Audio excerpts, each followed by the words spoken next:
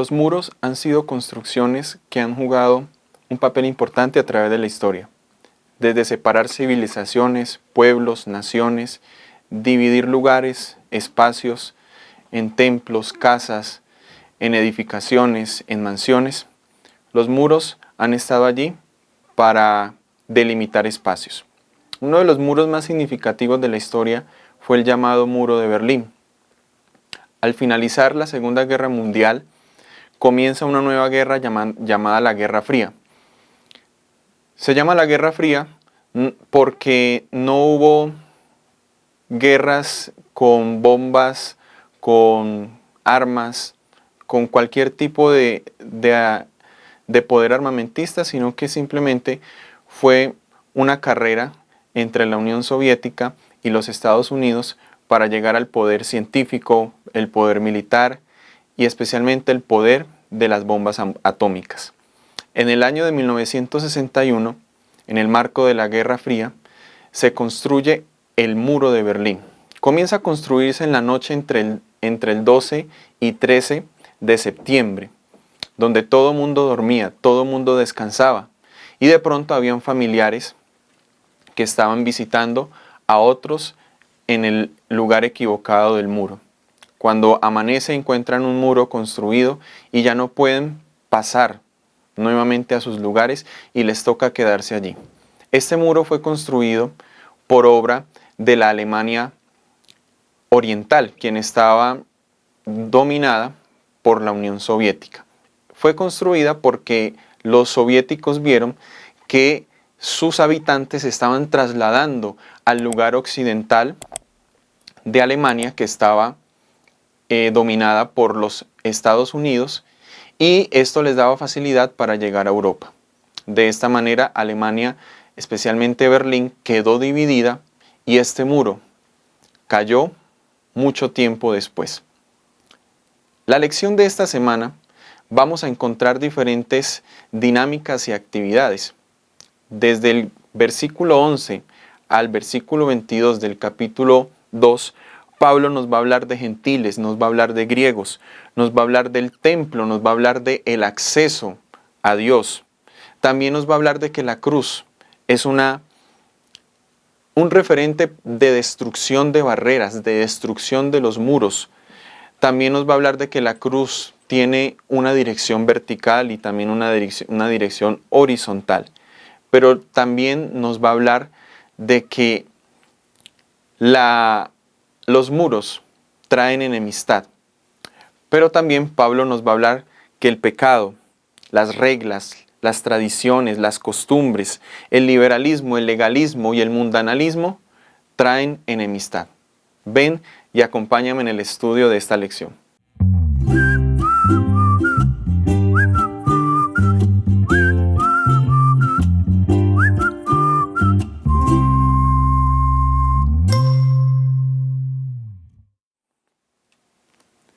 Reconciliados por medio de Cristo. En la primera sección de este repaso, vemos en el versículo 11 y versículo 12 que Pablo menciona a los creyentes en Éfeso. Por tanto, acuérdense de que en otro tiempo ustedes los gentiles, en cuanto a la carne, eran llamados sin circuncisión por la llamada circuncisión, hecha con mano en la carne. Una de las características principales del apóstol Pablo es que nos manda a acordarnos todo el tiempo, que nos manda a examinar, nos manda a volver a identificar de dónde venimos, de dónde somos, nuestras raíces, que no las olvidemos, porque el estado actual nos da la identidad de dónde estuvimos, pero dónde estamos. Y por ello le dice a los gentiles en Éfeso, que ahora son creyentes, que ellos en un tiempo estuvieron separados, estuvieron apartados de la salvación, estuvieron sin Cristo, estuvieron sin esperanza y estuvieron excluidos de Dios completamente. Por eso les dice, recuerden. Y en el versículo 12, encontramos, en aquel tiempo estabais sin Cristo, alejados de la ciudadanía de Israel y ajenos a los pactos de la promesa, sin esperanza y sin Dios en el mundo. Esta particularidad de el alejamiento, de la separación que estaban los creyentes, los lleva a un juego de insultos con los judíos, entre gentiles y judíos. Un insulto muy particular entre ellos era el de: tú eres incircunciso y tú eres circunciso. Ser incircunciso era un insulto que los judíos ortodoxos cristianos hacían a los gentiles para denominarlos como excluidos de la nación santa, del pueblo de Israel, de los descendientes de Abraham que ellos eran. Pero entonces los gentiles no se quedaban atrás y les decían a ellos que eran circuncisos, dándoles a entender de que ya no valía, ya no tenían ninguna autoridad la circuncisión para considerarse el pueblo de Dios o no. En el versículo 13, Pablo hace la invitación. Ahora, después de que los llama a recordar, ahora les dice: acérquense. Pero ahora en Cristo Jesús, ustedes que en otro tiempo estaban lejos, han sido hechos cercanos por la sangre de Cristo. La sangre de Cristo fue derramada en un objeto, y esa es la cruz. Pablo les menciona a los creyentes gentiles de que la cruz es capaz de resolver disputas, es capaz de resolver divisiones, no solamente grupales, entre comunidades, entre la iglesia, sino disputas y divisiones personales en nuestra vida, en nuestra intimidad, en todo aquello que hace parte de nuestra vida. La cruz es fundamental para la unión, para la conservación y para mantener reunido todo lo que en algún momento estuvo separado. En este punto, Pablo comienza a utilizar la cruz como un elemento de reconciliación, como se llama esta parte de la sección de la carta a los Efesios. La cruz tiene el poder de producir acercamiento de los gentiles hacia dos corrientes o hacia dos direcciones. La primera y la principal es hacia Dios, diciendo Pablo que ya no son gentiles, ya no son personas del común, sino que ahora ya son llamados hijos. ¿Hijos de quién? Por supuesto, de Dios. En el versículo 14 menciona: Él es nuestra paz, Cristo, que de ambos pueblos hizo uno, derribando la pared intermedia de separación. Vemos aquí cómo Pablo comienza a introducir una metáfora que va a ser fundamental a través de la carta, y es a través de la pared, el muro o la barrera. Esto para los creyentes era lo que marcaba la separación y la división, para no ser llamados hijos de Dios. Por eso la cruz rompe y derriba esa barrera, para ahora ser llamados hijos. Pero por otra dirección, la cruz acerca a los creyentes, a los gentiles, también al pueblo de Dios, a la comunidad cristiana, a la iglesia, diciéndoles que ahora que son hijos de Dios también hacen parte de una hermandad, que es la iglesia, y que por tanto no deben haber divisiones entre judíos y gentiles, porque todos llegan a ser uno mismo. Con esto en mente, tenemos en cuenta que la cruz mató la enemistad, la destruyó completamente con Dios y con los judíos. Ya no hay enemistad. Y en el versículo siguiente encontramos que esta cruz abolió en su carne, Jesús abolió en su carne la enemistad, la ley de los mandamientos expresados en ordenanzas, para crear en sí mismo de los dos un solo y nuevo hombre, haciendo la paz. Vemos aquí un elemento que es la reconciliación total, no es parcial, porque en Cristo se unen todos los elementos. La reconciliación, por lo tanto, nos llama, nos hace una invitación a dejar de lado la enemistad, dejar de lado las disensiones, dejar de lado todo aquello que Cristo no enseñó en su vida y no enseña a su iglesia. Por ello, la reconciliación nos llama a reconstruir, a reparar las relaciones rotas. De pronto, te estoy hablando a ti que debes reparar alguna relación familiar con tu cónyuge, con tu padre, con tu madre o con cualquier persona en la que hubo una diferencia marcada y se han dado años en donde no has podido nuevamente reconstruir esa relación. Pues la invitación de Pablo hoy es que la cruz nos llama a la reconciliación. Fuimos reconciliados con Dios, pero ahora debemos ir a la reconciliación unos con otros. La cruz, por lo tanto, destruye las divisiones, las disuelve, todo tipo de disputa, para que podamos ser un solo cuerpo, un solo templo, como vamos a ver más adelante. Esto nos lleva a tener un sentido de comunión, pertenecer a una comunidad, y empieza a desarrollar diferentes expresiones de una persona, en especial la comprensión. Nos vamos a comprender unos con otros. No es extraño que el apóstol Pablo haya utilizado la metáfora de muros o barreras, haciendo referencia a un contexto que él conocía muy bien, como era el templo de Jerusalén. Este templo se dividía por diferentes espacios, cámaras, habitaciones, pero no solamente esas divisiones, sino también a través de muros. Había muros donde solamente podía traspasar el sumo sacerdote, otros muros que solamente podían entrar los judíos que fueran circuncisos, y estos muros marcaban una delimitación para que los gentiles no pudieran traspasar. Pablo utiliza esta figura para decir de que esos muros ya no existen, de que ahora ya todos pueden acceder al templo para adorar a Dios, para adorar a su Creador. Otro de los elementos que debemos también mencionar es que Pablo dice que Jesucristo abolió en su carne la enemistad, las enemistades de las leyes de los mandamientos expresados en ordenanzas.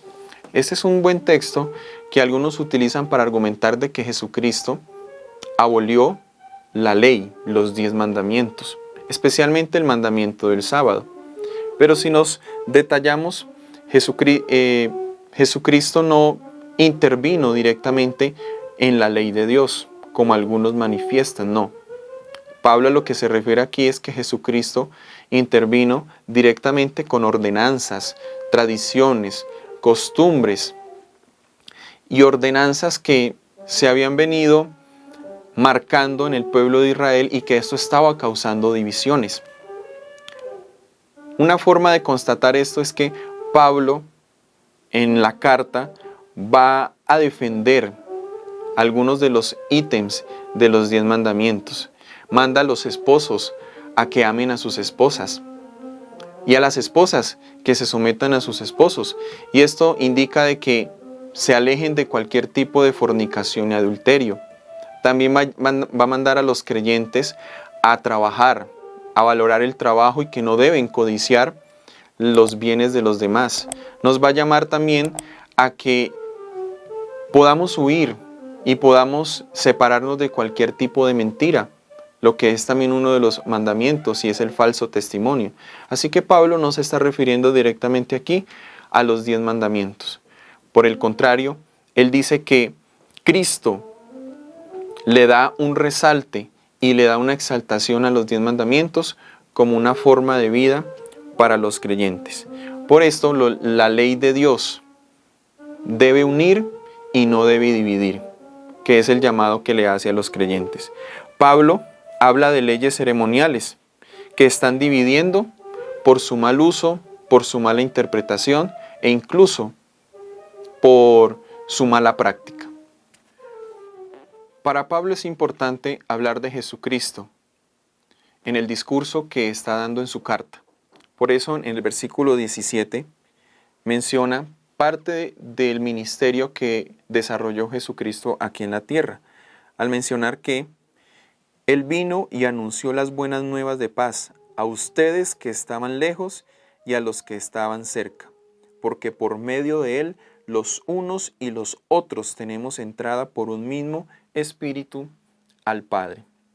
Este es un corto resumen del ministerio de Jesucristo aquí en la tierra, porque para Pablo es importante mencionar que Cristo es la personificación de la paz. La paz no es un concepto, la paz no es algo, un objeto que podamos alcanzar por cualquier medio o por cualquier transacción, no. Pablo nos está llevando a entender de que el concepto de la paz no vale para el cristiano, sino que es una persona y se llama Jesucristo. Por eso, a través de las anécdotas de la cruz mencionando la sangre de Cristo, Pablo nos lleva a entender de que la cruz es un productor de paz. Y de pronto vas a decir que la cruz fue un objeto de muerte, sí, pero no estoy hablando del objeto como tal, sino de lo que pasó en la cruz. Y es que Jesucristo reconcilió a los creyentes con Dios, con el cielo. Y esto debe ser un producto, una producción de paz en la vida del creyente. Por eso Cristo crea una nueva humanidad a través de la cruz. Y esta humanidad ya está reconciliada y en paz. Cuando Pablo hace muchas referencias acerca de la nueva creación y Jesucristo también de la nueva criatura, es una referencia directa a que la humanidad, en un sentido espiritual, debe morir, porque Cristo la quiere hacer nueva. Y al hacerla nueva, la reconcilia con el cielo y le otorga y le da la paz. Este concepto de la paz nos lleva al Antiguo Testamento para entender que había una palabra, la palabra shalom, que denominaba paz, pero en un sentido de plenitud y de bienestar. Cuando un judío decía a otro shalom, era porque se sentía bien, así fuera pobre, así no tuviera riquezas, es porque se sentía pleno en su momento. Y esta es la misma idea que Pablo quiere transmitir a los creyentes, y es que el estar en paz es en un sentido de estar pleno y de estar en bienestar con Dios y con el prójimo.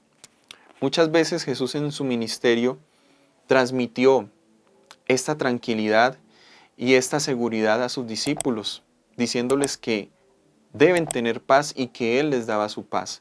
Uno de ellos se encuentra en Juan capítulo 16, versículo 33, muy conocido, ya que Jesús lo menciona en un contexto terrenal.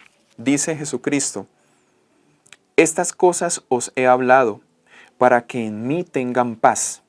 En el mundo tendrán aflicción, pero confíen, yo he vencido al mundo. Jesucristo es la paz misma y es la que quiere transmitir a los creyentes para que aún en medio de las adversidades, conflictos o divisiones, pueda haber en el corazón la paz. Y esa paz nos va a llevar a un gozo que solamente podemos obtener a través de ser creyentes de lo que Jesucristo hizo en la cruz. Por ello, su proclamación de paz se extiende después de su muerte a los creyentes, y los creyentes debemos expandir esta paz que transmite y que da Jesucristo. El estudio del capítulo 2 de la carta a los Efesios nos hace un múltiple llamado de ser compañeros de Cristo, de ser compañeros los unos con los otros.